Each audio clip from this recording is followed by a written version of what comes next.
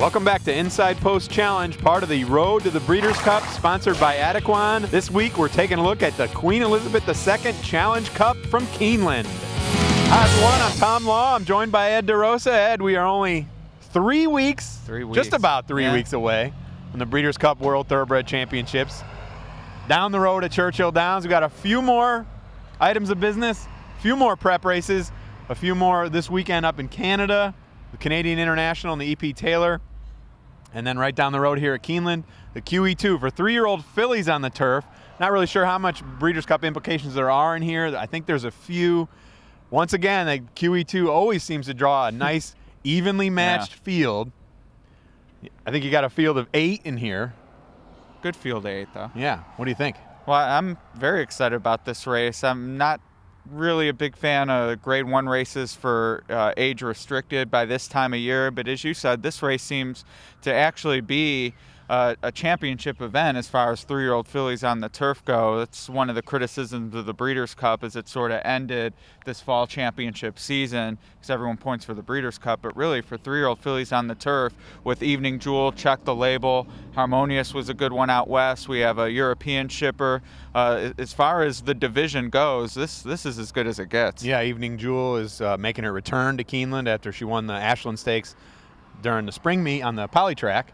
She's going to go back to the turf, which she's already proven, you know, time and time again on the grass. You mentioned Check the Label in here. She won one of those age-restricted Grade 1 races. She won the Garden City last time out at Belmont Park for Grand Motion, who's already off to a phenomenal start here so far at the Keeneland Fall Meet, 2 for 2 on the Foreman here.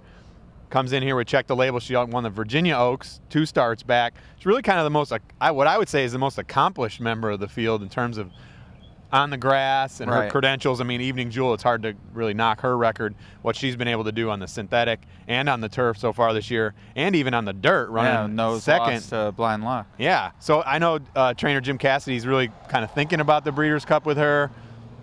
Not really sure where they're going to wind up going. And you and I were talking a little bit off camera just a little while ago.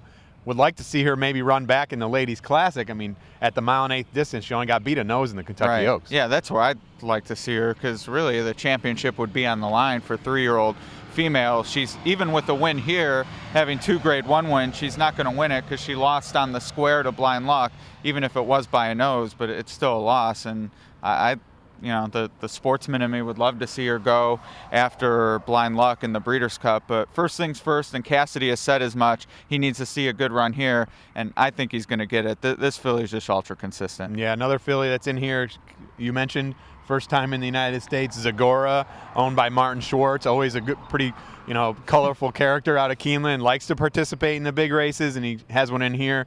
Julien Leperoux's riding. This horse is only 3-1 on the line, shows some pretty good French form on the grass.